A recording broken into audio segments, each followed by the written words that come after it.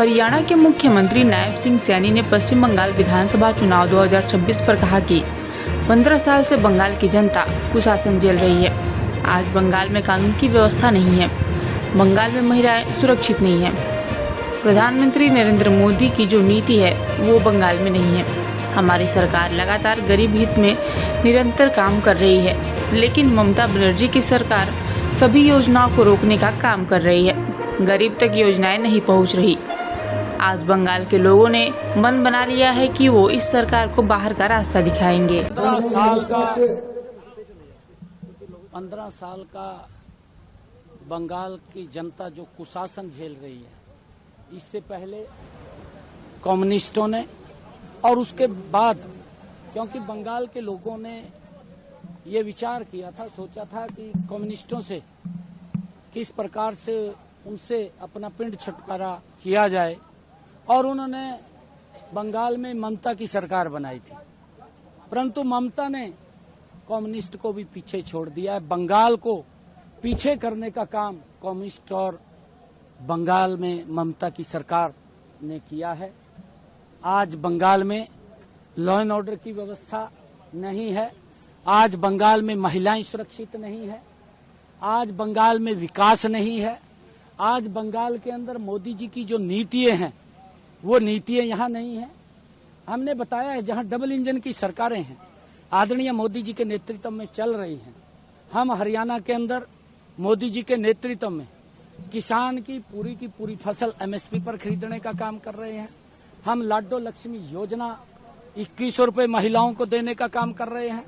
हम महिलाओं की रसोई में 500 रुपए का गैस का सिलेंडर पहुंचाने का काम हमारी सरकार कर रही है।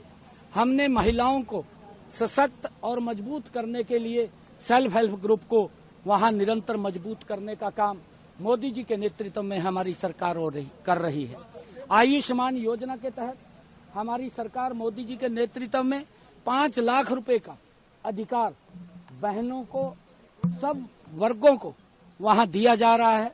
70 साल के ऊपर के बुजुर्ग कोई भी है, उसका इलाज की जिम्मेवारी भी नरेंद्र मोदी जी के नेतृत्व में हमारी सरकार कर रही है। चाहे बुजुर्गों को सम्मान भत्ता देने की बात है, हमारी सरकार लगातार गरीब के हित में निरंतर काम कर रही है। हमारे हरियाणा के अंदर चाहे मोदी जी के नेतृत्व में प्रधानमंत्री आवास योजना के तहत मकान बना करके देने की बात हो, परंतु इन सब योजनाओं को, चाहे शौचालय बनाने की बात हो, महिलाओं को सम्मान देने की बात हो, परंतु यहाँ की जो ममता की सरकार है उन सब योजनाओं को रोकने का काम कर रही है। गरीब तक वो योजनाएं नहीं पहुंच रही हैं, जिससे कि गरीब को उनका लाभ मिल सके जो उसके पात्र हैं। परंतु यहाँ की जो सरकार है, ममता की सरकार, अपने राजनीतिक स्वार्थ के लिए गरीब व्यक्ति को, बंगाल की जनता को और प्रताड़ित करने का काम कर रही है। अब बंगाल के लोगों ने ये मन बना लिया है कि आने वाले चुनाव के अंदर यहाँ पर इस सरकार का पतन निश्चित है, क्योंकि ये कानून को नहीं मानते। ये किस प्रकार से लॉ एंड ऑर्डर की स्थिति यहाँ खराब है। भ्रष्टाचार की सीमा तक है, उसकी कोई सीमा नहीं है।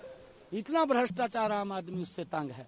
यहाँ के मछुआरे, आदरणीय प्रधानमंत्री जी ने मछुआरों के लिए एक मंत्रालय स्पेशल बनाया, परंतु हमारे मछुआरों को कोई यहाँ लाभ नहीं मिल रहा। उसको रोकने का काम ममता सरकार कर रही है। किसानों को कोई लाभ नहीं मिल रहा। साथियों, प्रधानमंत्री जी ने प्रधानमंत्री किसान सम्मान निधि, प्रधानमंत्री फसल बीमा योजना किसानों को पहुंचाने का काम कर रहे हैं, परंतु यहाँ की सरकार उसे रोकने का काम कर रही है। ये परिवर्तन यात्रा में आज बंगाल के लोगों ने ये मन बना लिया है। मैं आज कलुपुई की सरदारी में आया था।